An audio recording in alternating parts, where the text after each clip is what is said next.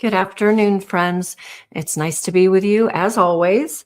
I hope that you've had a wonderful holiday season. Ours has actually been really prolonged. We had to put off our family celebration because some of our grandchildren were passing around a really fun thing, hand, foot, and mouth disease.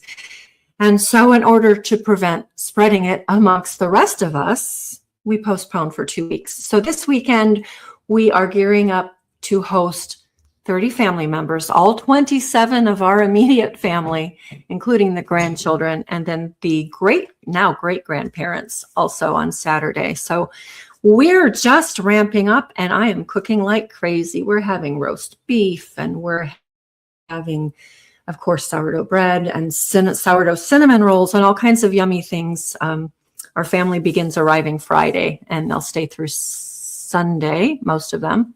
I get to have Aaron for a little bit longer. So I'm excited for our weekend, but I'm hoping that you all have had also just a wonderful holiday season.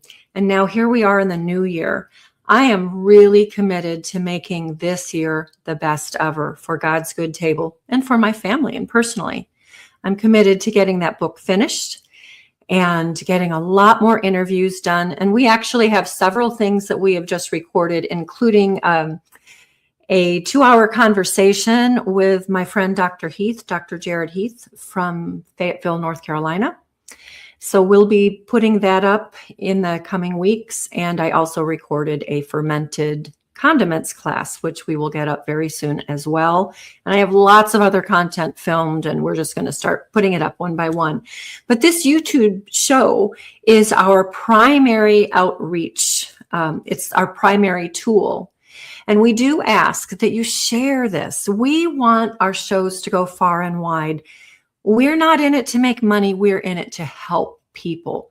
That's our goal. We want to help, especially Christians, God's kingdom. And we want also to spread that, all of that. So in order to do that, we really need you to like and subscribe and share. If you like what you're hearing, please share it with your friends, post it on your Facebook pages, whatever you'd like to do.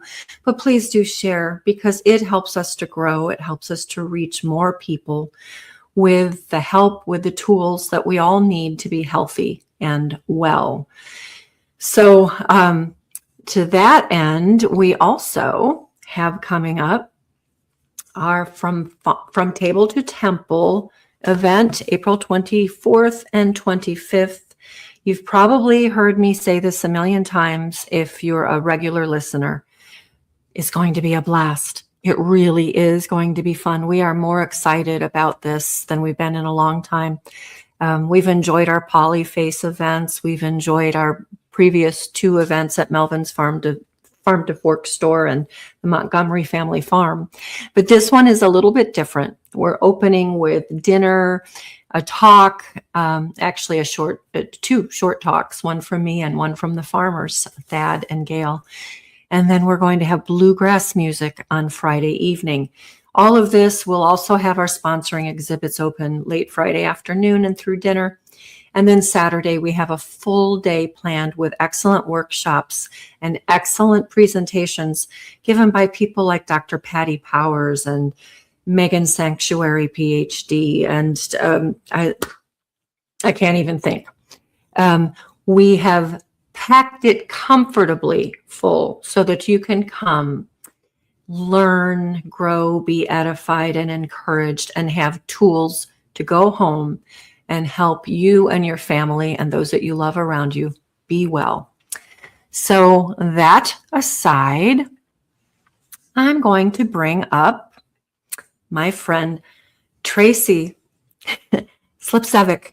I have rehearsed that name, and it shouldn't be that difficult, because really it is just as it's written, but I have fun with your name. I totally understand. My husband said Smith and Jones were taken. That's a good one. Yeah. And I'm guessing that whenever you are communicating with someone verbally to write down information or sign up for something, when you say your name, they probably look at you like, How do you I'm like S is in Sam, L is in Larry, and I go through the whole alphabet. That's funny. There are other names that are more difficult than that I've had to master, but somehow I always get kind of tongue-tied. But anyway, Tracy, I am so pleased to have this conversation with you. You know, the first time I met you was in Nashville, I believe, at the Dr. Stewart. Yeah, one of the wellness events. Yeah. I had never heard of you before, but I think I had heard of the. We're dancing around the word. What are we going to say? So you started an organization that begins with the A word, that if we say it out loud, it's a neurological disorder. Thank you.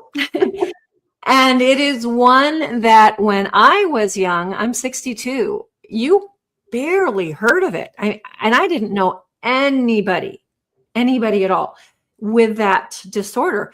And it wasn't just because they were sequestered away in some institution. No, this was not an issue. From time to time, there were people across the country and the world, like Temple Grandin. And she acquired that when she was born in the 1950s. I don't know what the source of her diagnoses or her condition was. I don't know, but she's a high functioning older woman now, and really amazing. Extremely brilliant. Oh, she is. And you know, that is one of the cool things, one of the factors that you often find when people have this condition. If they're high functioning, they're usually very brilliant, aren't they? Yeah. I think that is so cool. I've always heard that Elon Musk is one. I don't know if it's true or not, but he's obviously brilliant. So if it's true, he just plays into that stereotype. But my point is that in the last 30, 40, 50 years, well, in particular, since 1986, that pivotal moment when the act was passed in Congress that took away all culpability from the manufacturers of these things that we inject into our children's bodies. Once that passed, then this began to explode. And now I know quite a few people with this condition that are in my close circle. And when I brought it up during that awareness month last year, there was one young woman in particular who's high functioning, and she was angry that I was bringing up some of these resources, including yours. And she accused me of sort of vilifying people with this condition, which of course was not what I was doing. I was trying to provide information to educate people and provide encouragement, as well as ways for people to help their children or themselves who have this. And one of those people that I'm good friends with is Natasha Campbell McBride, who I just have the utmost love and respect for. And her son, who is now, he's in his early 30s. I don't remember how old he is. He did not have the injectable, but he was diagnosed with that when he was very young. And she then developed her program, the Gut and Psychology Syndrome, which I also have right here. She wrote a book about it. She developed this. She tweaked some other protocols, including specific carbohydrate diet. And she was able to help her son overcome. And I can tell you that he did, because when I was there last fall, a year ago, he's amazing. Anyway, I have another friend up in Pennsylvania, and like Natasha's son, who they didn't have the injectable thing, but she's very definitely on that spectrum and not high functioning, but very sweet and very pleasant. But aside from those two people, I think everybody that I know with that condition, it has come on after doctor visits, after particular doctor visits. So with that said, I want to open the door for you to tell the story of Noah and your family and all that you've had to deal with. Well, thank you for having me, first of all. I feel like my journey has actually been guided into my purpose. And Yeah. I truly feel like it's a blessing. Noah came into my life, and it has been a true blessing to become that fighter, that warrior mom for him, and Yeah. to bring him to good health. And that was all I wanted to do. I didn't want to change my kid, fix my kid, or anything in that whole narrative that is going around that you're talking about. Yeah. But what I wanted to do was I wanted to address his underlying conditions so that I could get him to a functionable state. And that was the most important thing to me. Noah was pretty low functioning when he was diagnosed. He did regress, so that was a bit of a struggle, not knowing. At And what point did he regress? 18 months. So we went in for a nice little well baby visit. Noah got pretty sick afterwards, and ran a pretty high fever for about a week. And then there was a slow regression. And then he was diagnosed. It took 2.5 years to diagnose him on the spectrum, but Wow. he was diagnosed at 3.5. And that's because I kept asking the pediatrician what was wrong with him. And is this possible? And she just kept saying, he's fine. He just needs some speech therapy. He's fine, yada, yada. And They just, just put you off and didn't listen to you. and that was a big reason why I wrote my book. It wasn't to be controversial in any way, shape, or form, but to really guide parents and to give them hope that healing, and I do mean healing, whatever underlying conditions are going on, is possible. And I love what you do, because the number one thing that I changed was his diet. Yeah.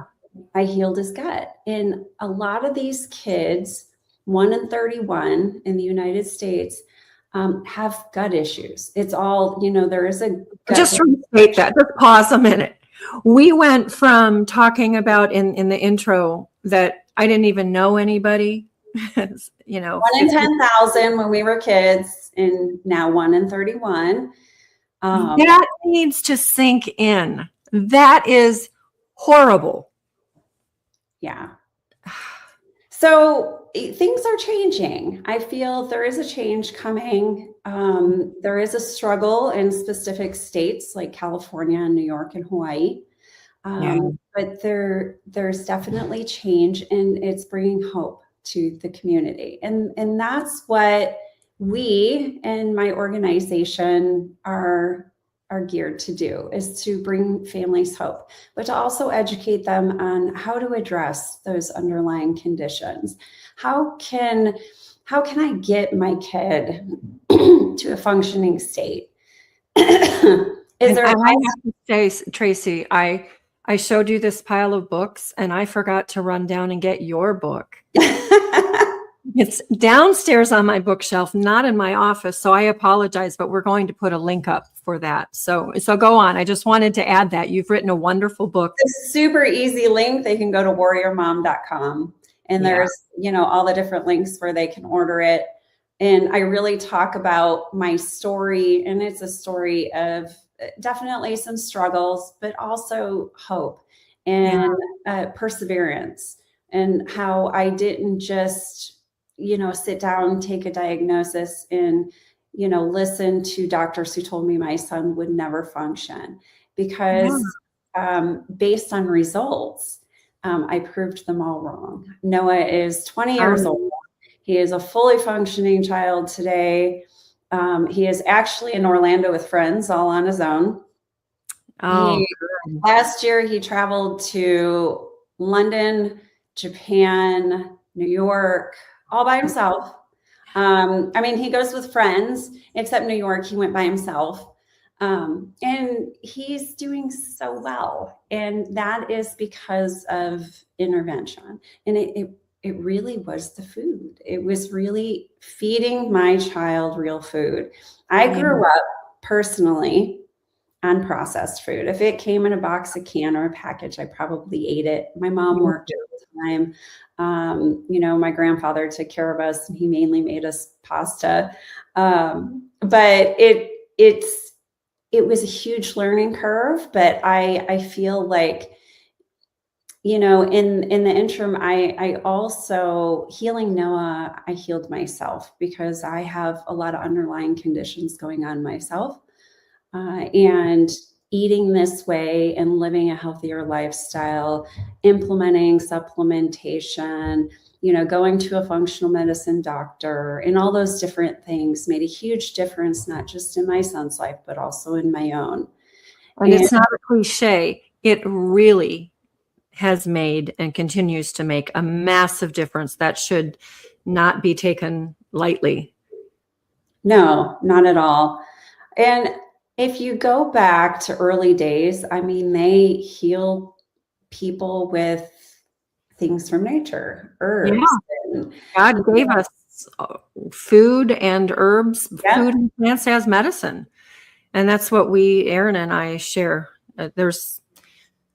In modern times today, we do have some supplementation, which is helpful, but primarily it is food as medicine. And then, you have to take the right supplementation, and then you have to be aware of certain supplementation. I mean, a lot of people think, oh, if I have osteoporosis, I should be taking a lot of calcium. But most calcium supplements are not absorbable calcium. Right. And they don't. Calcium enriched foods, there is a supplement, and an ionic form of calcium, which is absorbed. It is a little pricey. A lot of people don't have this knowledge. So I do my best to educate, families, individuals, I am a health practitioner by trade, on how to be healthy and address their underlying conditions. So everyone has some sort of, if you come to me and you tell me you don't have something underlying and that you are free of everything, I'll tell you, we're not being honest. You haven't done enough research, or you're just not being honest. Yes, absolutely. Yeah. So I do my best to educate families on what I did for Noah. And part of my book really goes into biomedical intervention, starting with diet, real food. I always say, if you can pick it, pluck it, grow it, or skin it, you can probably eat it. You always want to make sure that your meat is grass-fed, that, specific vegetables are organic. I follow the Clean 15 in the dozen list. You can go to ewg.org for that. Yep. And all these different things that people don't realize. And I don't even know, when I started this journey, if we did organic food. I just did real food. Well, I'm thinking about that. I'm sure that you see the same thing, but I read, see, and experience people around me with this, that the parents talk about how frustrating it is that their kids will only eat pasta. Oh yeah. Well, one family that actually stayed with us for a while, and their child clearly is high functioning, but when they lived with us, it was pasta, potato chips, and soda, and the child refused to eat anything else. I hear those kinds of stories often in this community, and I'm sure that you do too. And I understand the frustration from the parent's perspective that, well, this is all they'll eat. They just refuse everything else. With a, quote, normal child, I would say you train the child's palate. They, like with my own kids, what I put on their plate is what I expect them to eat. And when they're trying a new food, I give it in small amounts, but they have to eat that before they eat other things. And if they truly despise it, then fine. But the point is that most parents don't do that. They just let the child guide them in what they're going to eat. And then they have all of these problems. And of course, with this specific thing, we've got severe gut damage. And the out of balance microbes crave the junk. They crave the sugar and the carbs. and reject everything else. So what you're talking about is really a challenge for a lot of families. I'm wondering how much you see that and how people overcome that. So I tell parents they're eating it because you're giving it to them. Yes. So take it away. I can tell you Noah threw food at me for weeks.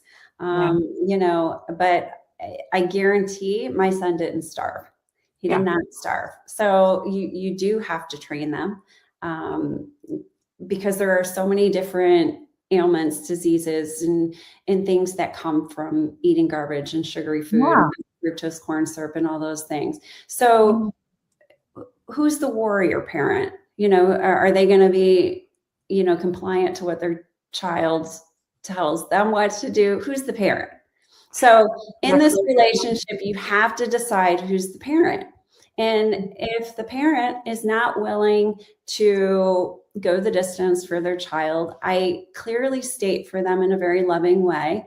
And I do wish everybody the absolute best, that I'm not the best coach for them. Because I'm not going to allow somebody to waste my valuable time if they're not going to do the work. And is it work? It's work. Yeah. My kid, and I grew up on packaged food. So what was I feeding my kid? Packaged food. I didn't feed him soda. I didn't give him soda or anything like that. I don't think Noah's, he didn't get a hold of soda until he was a teenager and he was working and buying his own stuff. But at least I could say my kid was working and, he was driving and he was doing all those things that I wanted him to do. And, but then came weight issues. And there was a point where my son was actually severely obese. And, today with a lot of intervention and a great personal trainer, Noah lost about 50 pounds. I mean, I was in tears. I'm like, this is my job. I'm a health practitioner. I teach people how to eat right. I trained you to eat right. And because he had never gotten those foods he says they're food. He's like, well, you never fed me these foods and they taste so good. And I said, that's because they're not foods. So that's why I didn't feed them to you. So it's all in what it is that we choose to do for our children. So we should be the ones programming our children, not the big manufacturers, the industries doing so. The food processors. When they're on, all the electronics and they're listening to the narrative, then they're being programmed a different way too. So I can tell you that my son was programmed through high school where he was told, for current events, he had to watch CNN news every day, which blew my mind. And I didn't find out until, they were kept at home during COVID times. And so I'm a solutions girl. I'll tell you, we could sit here and get stuck on the doom and gloom all day long, but I'm a solutions person, which is why I created my organization to educate the public. We do free webinars every month. We do, support groups.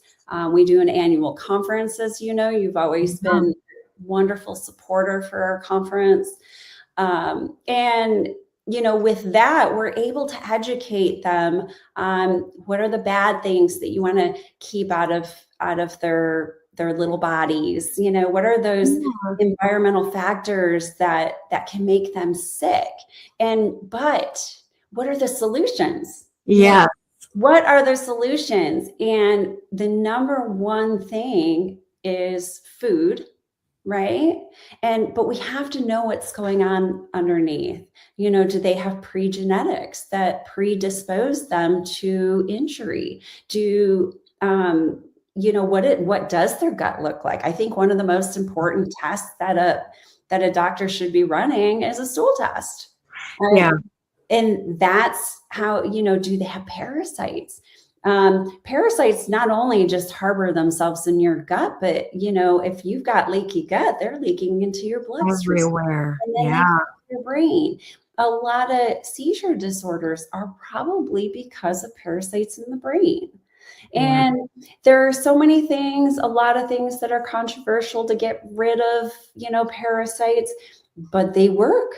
And, I always say when they're banned, that making some sort of difference. Those are the things you should probably go run after. Yes. So to me, there are so many different things, and I've explored, and I use myself as like a test dummy for so many things. And I really feel that it's important to do so before I recommend this for a child.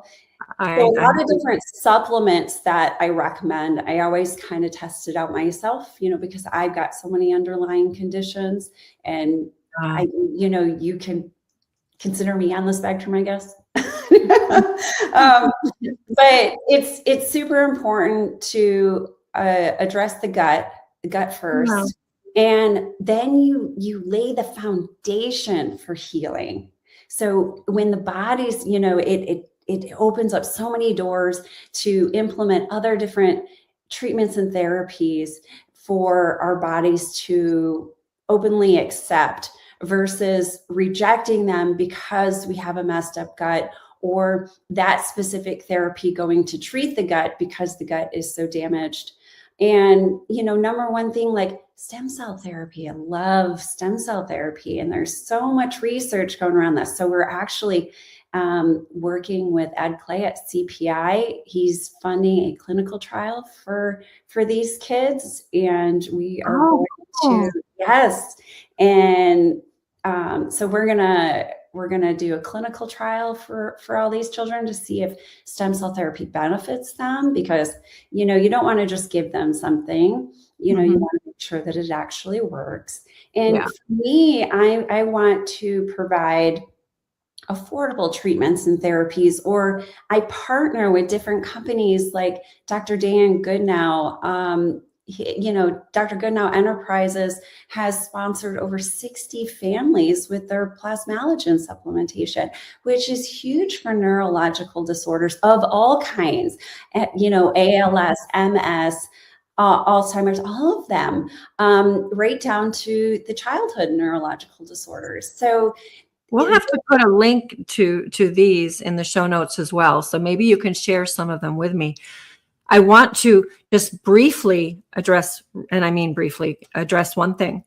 When we're talking about the gut connection, what comes to my mind is Andrew Wakefield. And I just want to say that for those who don't know, of course, he was massively vilified, prosecuted, medical license taken away, all of that stuff, because he and his cohorts in his clinic, they recognized the gut issue, and they recognized that gut issue was directly related to the childhood wellness visits. And then they were establishing a protocol that was working. But his story. I just bring it up because I wrote my forward for my book. So yes, that's right. I think so much of him. But I just want to make the statement for people to think on, that just because some medical doctor or practitioner or some method or treatment is vilified in the press and by oftentimes usually government figures, not the current administration so much, those are usually the people you want to be looking to, because they're being vilified because a particular industry does not want their information out there because it hurts the industry. It hurts their bottom line. Yes. And that is exactly what happened to Andrew Wakefield and others. So that said, once he, came out publicly and started writing and practicing and establishing protocols, that's when he was attacked. That's where he was vilified. Do not believe that he or people like him in similar situations are bad people who don't know what they're talking about. Instead, I think we should be looking at those people and saying, maybe they're onto something. Maybe we should think about it. Okay, that aside. I just felt it was important because a lot of people never question that. And, and many of these kids, including my own, have been programmed that they are villains. You know? So I cannot convince Noah that he's he's a doctor that cared about the children and not his license. It doesn't matter what I say. The number one thing. So, we talk about God and what brings us, to this time. And there was a point in my book, it was the last chapter. And I think when I wrote it, Noah was like eighth grade. And I named that chapter Let Go and Let God, because at some point you have to let go and you have to just trust that God will watch over your child. Because people are like, so you let Noah go to Japan for 3 weeks all on his own, with his friends? And I'm like, God's watching out for him. He is an adult. I can't tell him no. Yeah. And he's done fun. He worked every day so he could save up the money for like a year, and so he could go to other countries and visit. And I honor him for that. I didn't get to travel at 20 years old. I didn't either. I was military. I was stuck at a base in the middle of nowhere in Northern California. Oh, wow. I didn't know that about you. Wow. Yep. Air Force girl. So okay. I think it's amazing. I think it's super amazing, but we have to trust.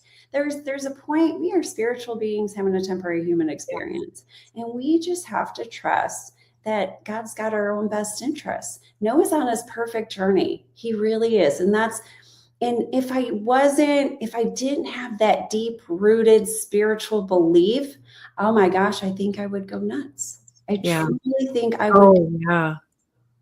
I thought the same thing over and over again in my life, and looking at others. If you don't have that hope for what comes next, life is downright depressing and not worth living sometimes. Yeah. And, I believe that everyone comes into our life for a reason. I believe that God gave Noah to me. I believe he sent me angels when I was so lost, and I'm like, what is wrong with my kid? 2.5 years, my head up against a wall, 2 preschools, regional center loses my paperwork. Nobody can tell me what's wrong except, hey, your kid's got special needs. They don't belong here. Did you have any inkling of what it was way back then? I honestly, my idea of somebody on the spectrum was Dustin Hoffman's character in The Rain Man. And I didn't see Noah that way. So I didn't really understand. I had no idea that this is a broad spectrum. When you meet one individual on the spectrum, you meet one individual on the spectrum. They were all different.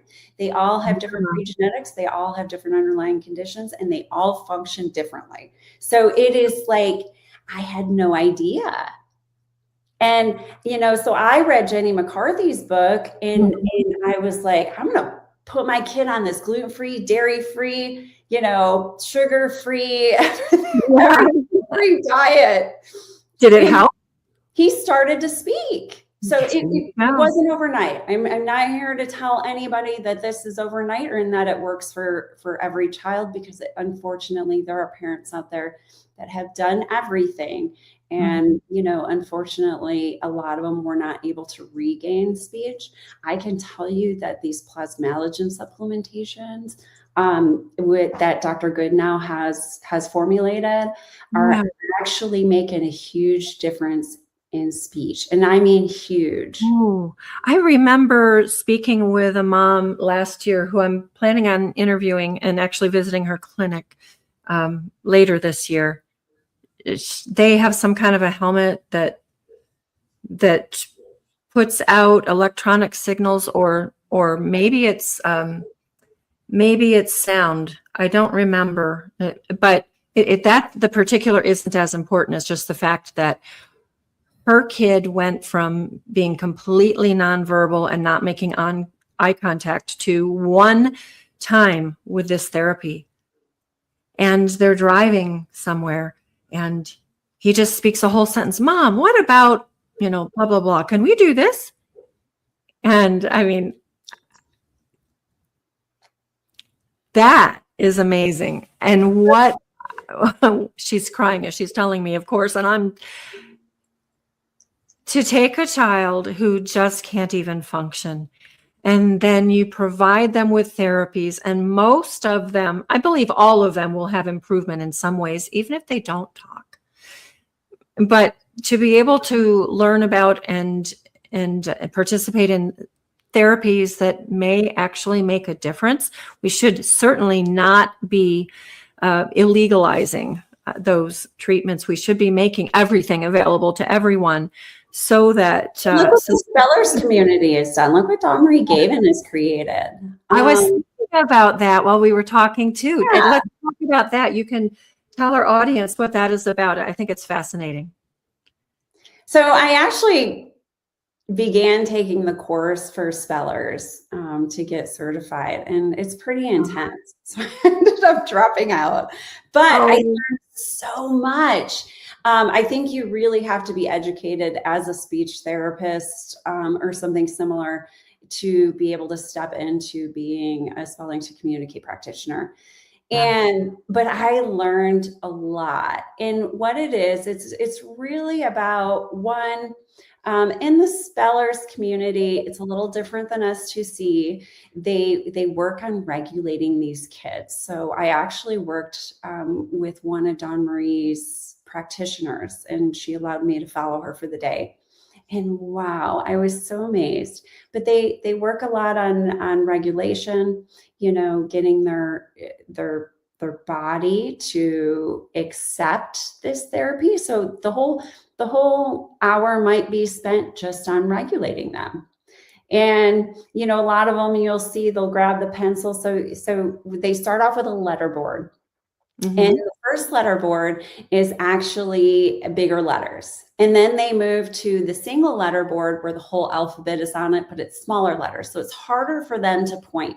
So they usually take a pencil, and it's really about getting them, their motor skills working to actually, point at the letter that they want to spell out. But what you do is you actually create a story for them. You read it to them. And what we found is, man, their minds are so brilliant and their memories are so strong that you could read them a story and they'll start answering questions from that story. And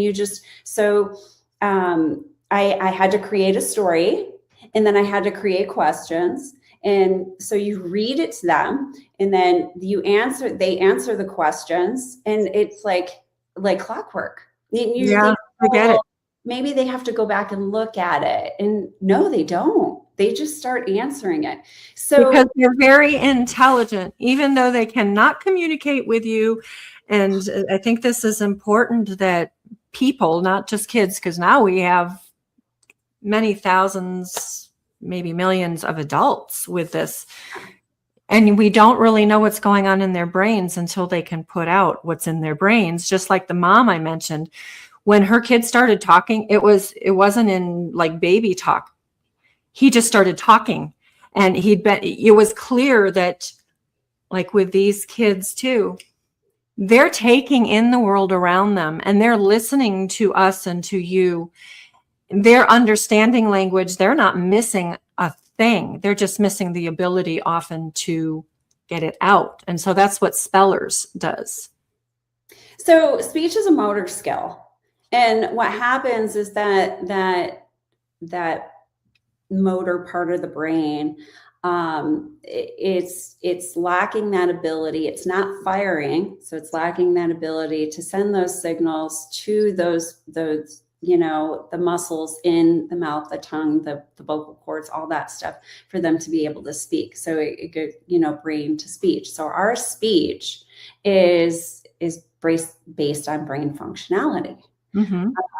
So, they'll start off with the big letters, they'll move to a single board. And then once they advance, they move to a keyboard. And a lot of these kids are going back to college, they're graduating, they're getting their degrees.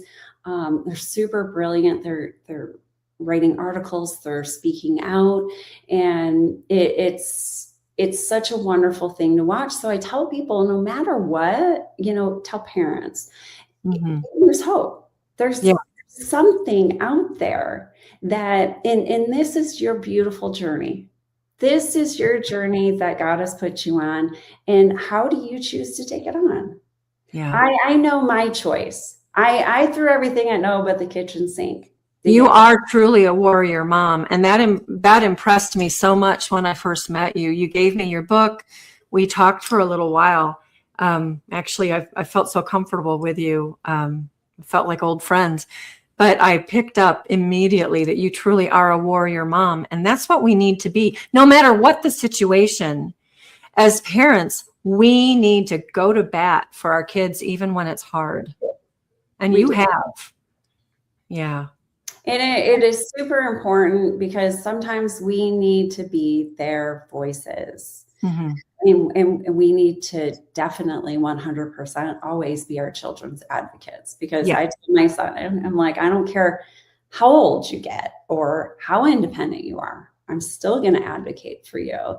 And no matter what, I'm going to advocate for all children on the spectrum, on any spectrum, with any neurological disorder, because they deserve that.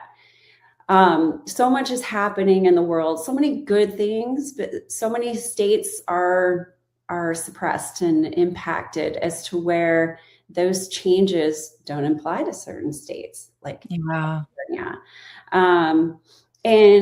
But I'm not going to stop fighting, and parents should not stop fighting either. They shouldn't throw their hands up. And, people are like, why are you still in California? Well, this is why. Because if we leave, then we leave California to be doomed. So we have to stay and we have to fight for California. And I'm smiling because we had just talked about this before we went live. Yeah, I understand. And wherever we are, we have to stand and fight and not leave the fight or the location of the fight until and unless there's a clear directive and purpose for doing so. So you are where you belong right now. Oh, absolutely. I totally 100% agree. I put the beat up stick away a long time ago with my child, and all the things that I just didn't know that I beat myself up for. And so many parents do as well. It's not just me, but a lot of parents are like, well, that's my fault. If I only knew, but I say, let it go, let go and let God, leave it to God, because instead of being so angry, so if we continue to be angry, we fill our environment with anger, and I don't want that. I want people to feel what it's like to know, to have that hope, to be that warrior. But I just don't allow excuses. We had come stay with us, and a friend, and his son is on the spectrum, and he's like, I need you to talk to my wife and yada yada. And man, she had every excuse under the sun, and I have no filters.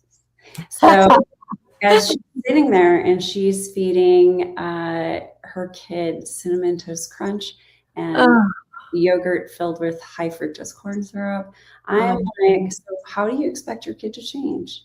How do you expect your kid to heal? You're looking for a genetics, because Western medicine, not genetics. They did every genetic test under the sun, and he had nothing. I said, so, okay, if it's not genetics, this is it. You need to go deeper. I said, but you're feeding your kid garbage. That's going to perpetuate problems. I'll say that it's hard. And I'm like, it's hard because you're making it hard. When my naturopathic doctor came to me, actually, he didn't come to me. The day Noah got his diagnosis, I had to go back to the office. Adjacent to my office was my naturopathic doctor. I'm walking down the hall, and God just puts him right in front of me. And I'm crying, and he's like, what's wrong? And I said, well, Noah was diagnosed on the spectrum. And he looks at me, backs up, and with complete sincerity says, no, we'll be fine. You need to go home and you need to do your homework, because kids on the spectrum are making great strides with biomedical intervention. Now, I had no idea what biomedical intervention was at that time. It was 2008, and I was a psychology student, which is, those beliefs are complete opposite of what you and I know. Yeah. And so I literally sucked my tears right back up into my eyes, and I ran home and got to work. And you didn't see me. Like, my face was doing all kinds of research. I was reading books. I was doing research online, which you could do back then. And I was going to different conferences. I was going to parent meetings. I just submerged myself in the whole, community of it. And I learned so much. So then, we started cleaning up the diet. Then I found a great functional medicine doctor with the assistance of my naturopath.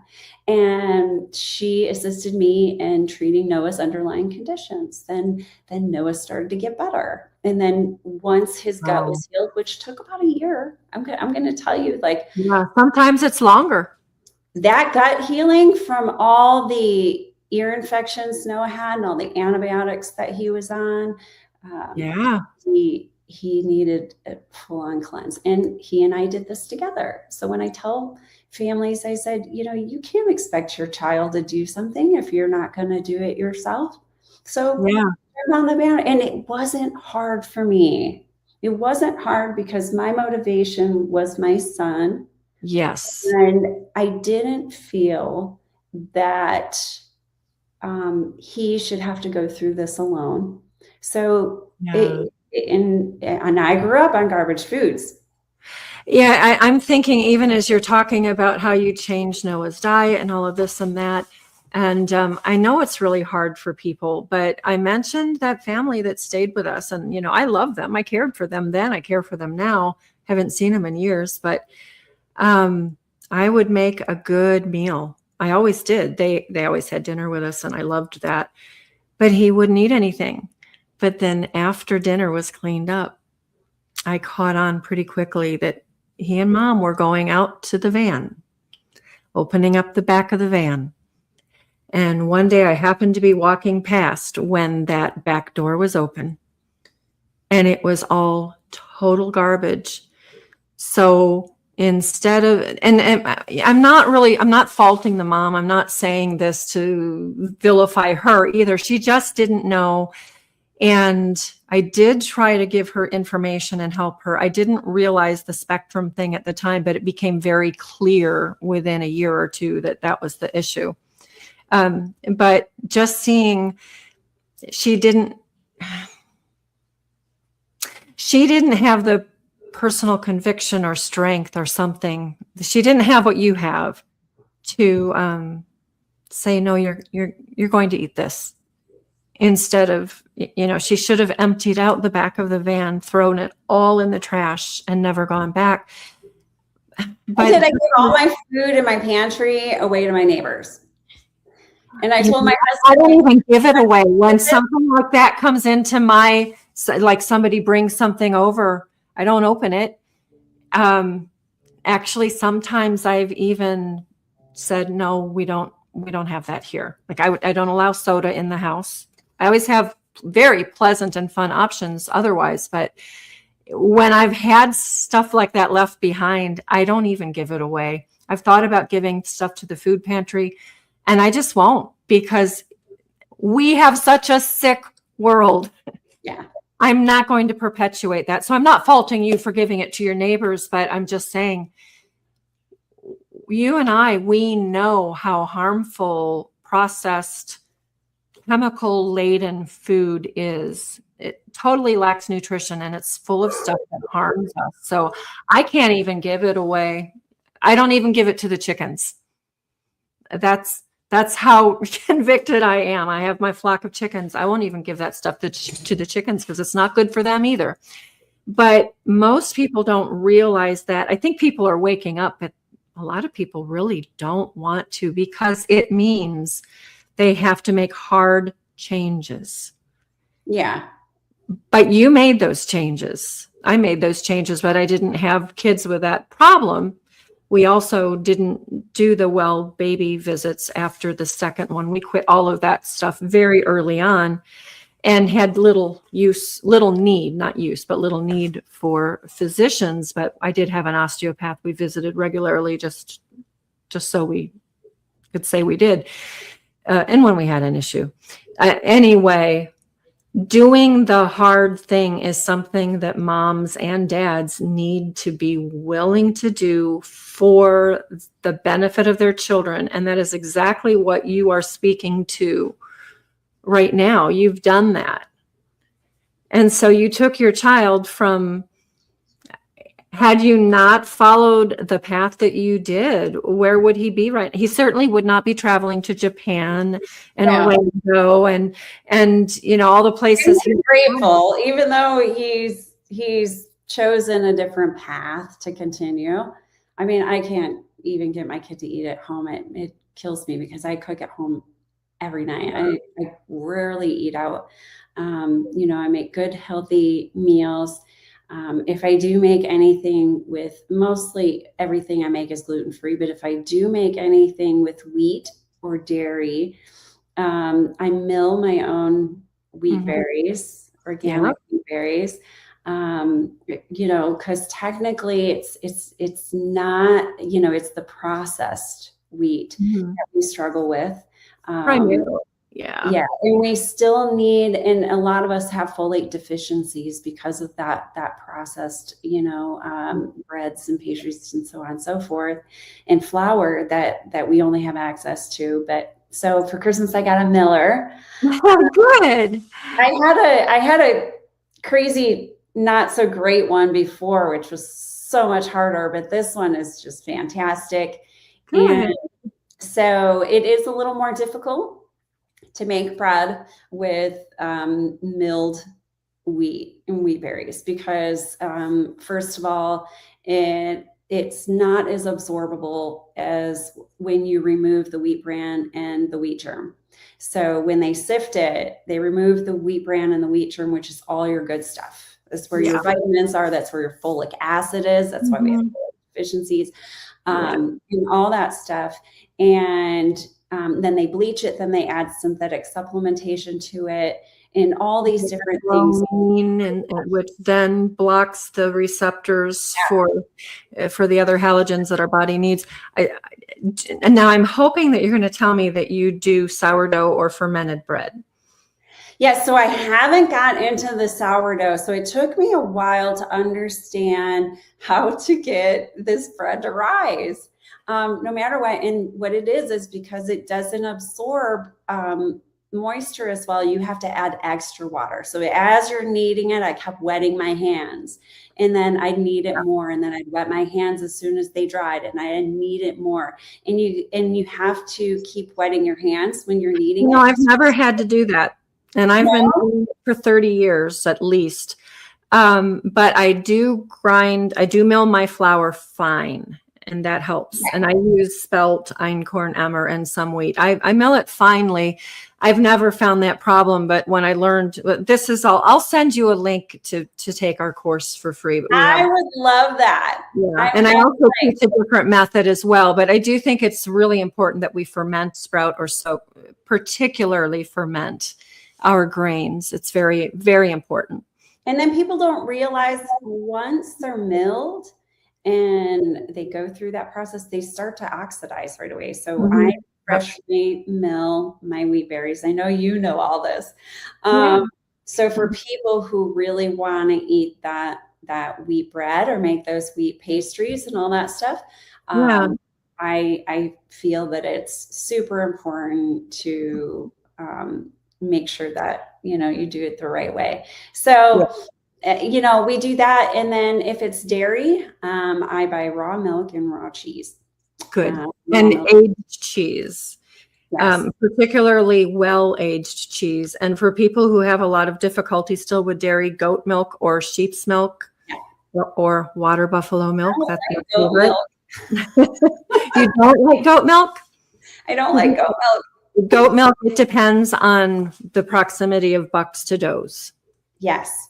Okay, So so I love goat milk. I prefer goat milk, but I've had goat milk that has been produced on farmsteads with bucks too close. Then yes. it does So not my taste good. friend told me that because she has a goat and she's yet to give me some goat milk because I keep asking her for goat because she's like, my goat milk doesn't taste like, store-bought goat Yeah. milk.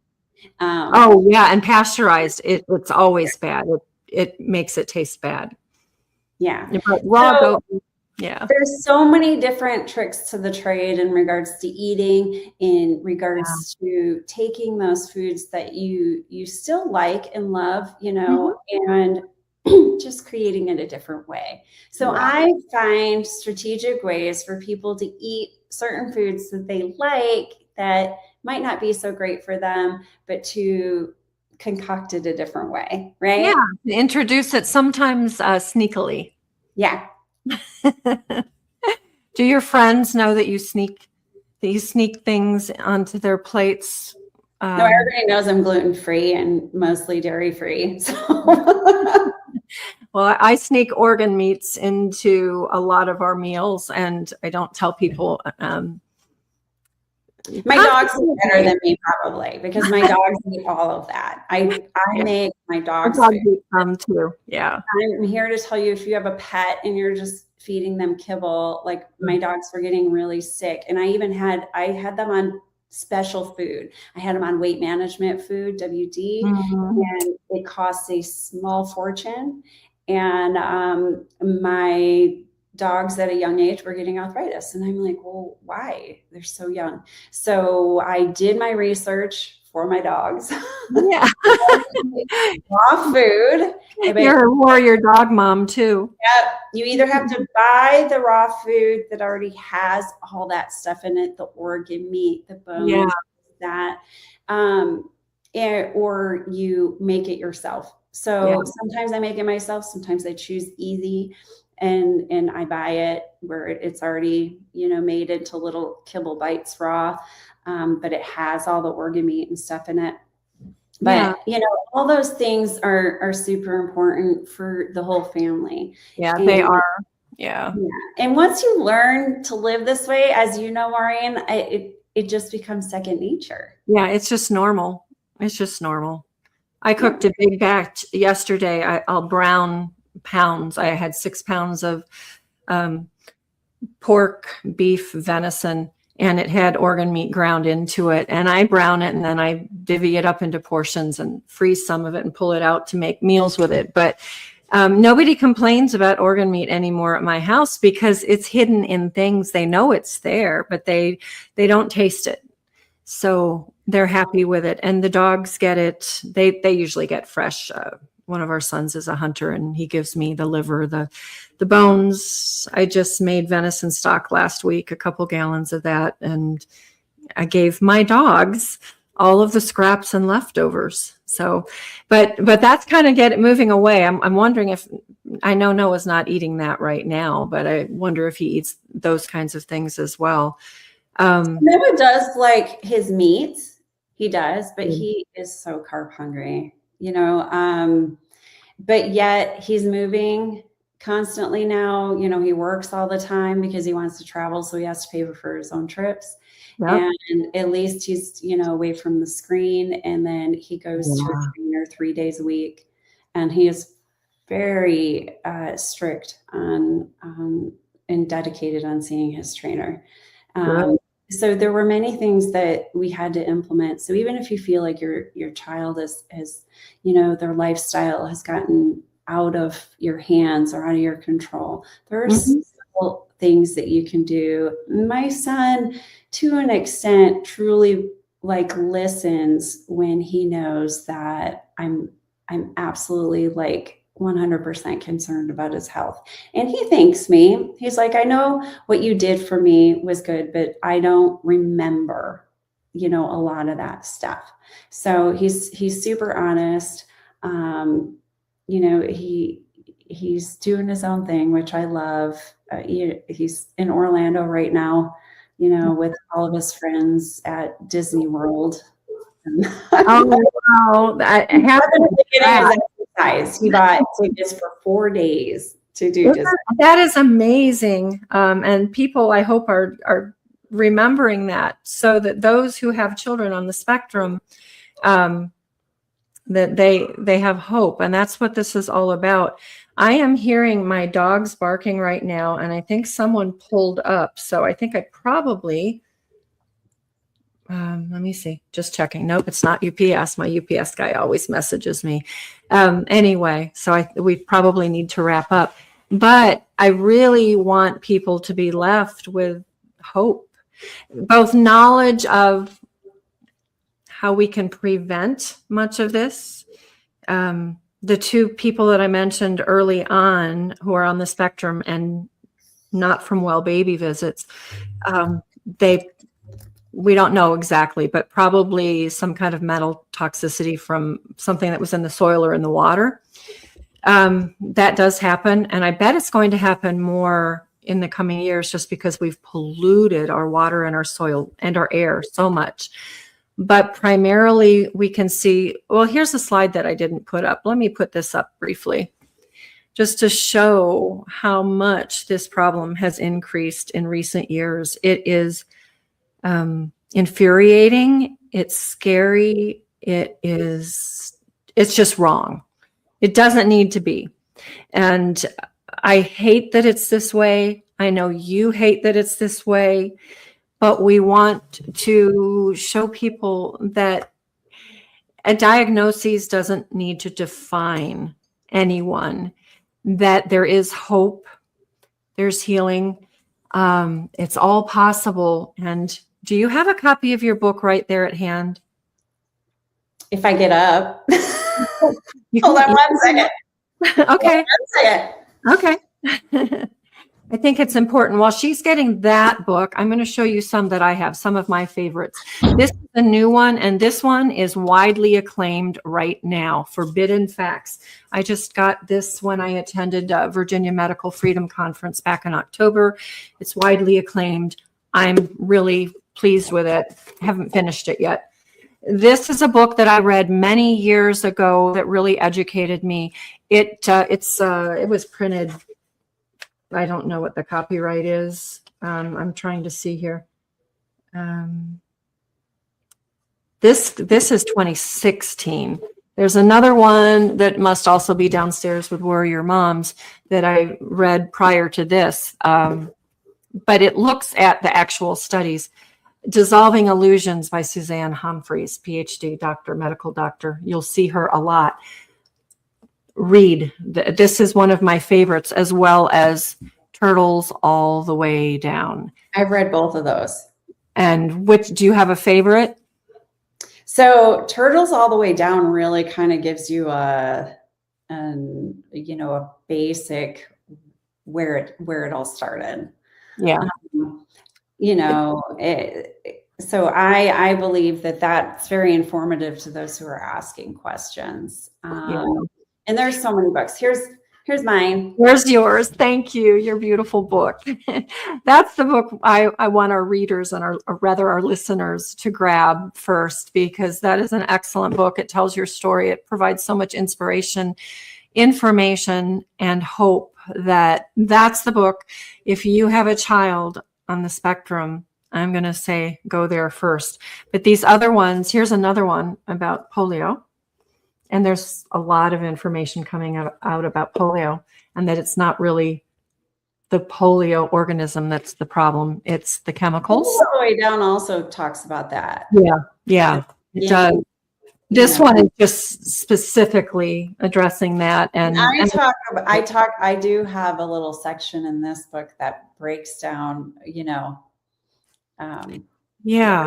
So that your book is, again, it's the first one I'll recommend. I've got a couple of others. Another one by Neil Zimmer, a friend of mine that I had speak a couple of times, wrote this about the deception.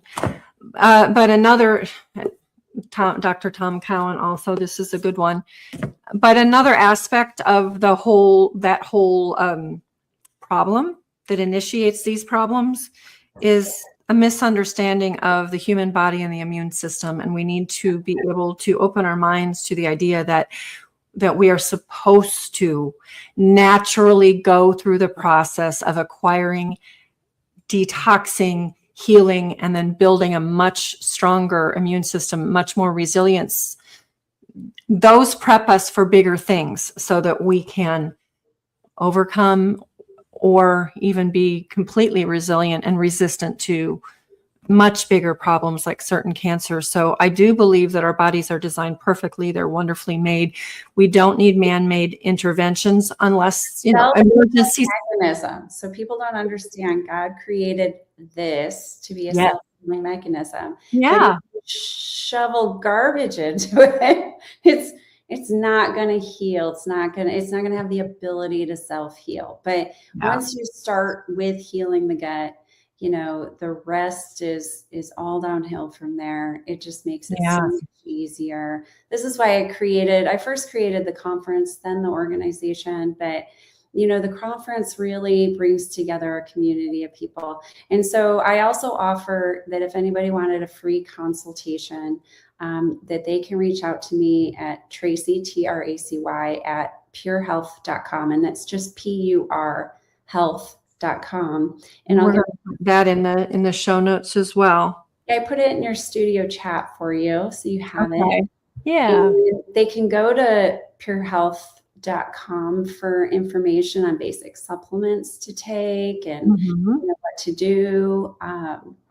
But in the conference is ahsconference.com, and it is coming up in the spring. Unless you live in Maureen's area, you should go to her event. She addressed this, but it does very well. It does address everything about being healthy, being strong, being resilient, addressing. This is hands-on. It's wonderful. I'm really excited. This year we have Erin Siri and of course Stell and all the greats, Dr. Toby Rogers, people hear Dr. Dan Goodnow. His plasmalogens, and we have speakers that come out from Europe and so it's a great opportunity to learn. You can also get the virtual. We do have a virtual recording conference, and you get the free recordings. And that's another way to be able to listen to it. But either way, educate yourself. It's super important. These kids' little bodies are super important. Maureen, I thank you for everything that you do, because I know you work just as hard as I do. For the most part, I enjoy my work, but sometimes I do get tired, and I think you probably do too. I do too. I agree. Some days I just want to say nothing. Kids don't come over. Nobody asked me to make dinner. No phone calls. Just stop. And we need that sometimes, actually. That I interviewed the author of a book titled Slow Down so that you can heal. And it's also on my bookshelf right here somewhere, very handy, but not handy enough. That's been on my mind a lot just the last week or so. We tend to just pack our schedules so full. It's not good for us, and it's not helpful when we need to nurture and help those around us. So you need to remember. So my 2026 self-care. I've been thinking that too. My main goals are to get more recorded and finish the book for us. But then, yes, I'm thinking that too. And we're planning actually on starting a devotional online with that particular book, because I think it's so important. I'll let you know when that's going to happen. Yeah, because we do need that, not in a self-indulgent way, but a self-preservation way. So, well, Tracy, it has been wonderful. Thank you so much. You're just a wealth of information and inspiration. And I'm so glad that you're out there being the warrior mom, doing all of these wonderful things. And I pray that your message reaches further and further and further. Friends listening, please share this, because people need to hear it.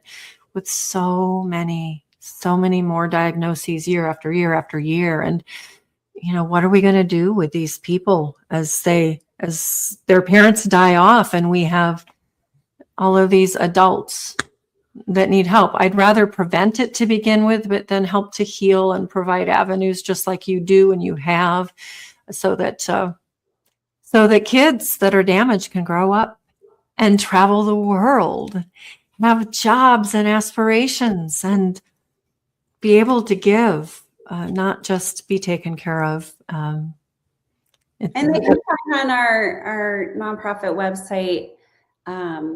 We'll put that up as well. Monthly webinars are, they're free. You just sign up for webinar. This year is Dr. Krishna Danaparthy, super well-educated man. I know you know who he is. Yeah. Yeah. So each month we talk about something new and give parents and families solutions. We also do a support group, and we always ask experts to attend those support groups so you can have questions answered if you need them. Yeah. And another organization to look into would be Children's Health Defense. Yeah. And then Dell's The High Wire that comes on every Thursday afternoon, which is, I'll try to find the episode that I watched about the spellers. That probably was about 1.5 or 2 years ago, but I was fascinated when I watched that. So there's a lot of good information and a lot of good help out there. And what we want is for all of our viewers and all of our listeners to be able to find the information that they need to help them. A little over a year ago, I was on a show with Andy Wakefield. So that was yes, that's right. I remember that. Yeah. And he lives here now, of course, has for a number of years, and he's doing well and very good things. So keep our eyes, our minds, and our hearts open and test the information. Because there's a lot of good information out there and a lot of propaganda and outright lies. So, yep. All right. Well, thank you, everyone. We'll come back next week with another interesting episode, another interview, and we'll check in again with Tracy when her next event comes up. We're going to share that here as well so that you can be informed. And if you can't be there physically present, then maybe you can do the virtual. So that's it for now. I'm signing off, but I hope to see you all next week. Until then, have a good week. Thank you.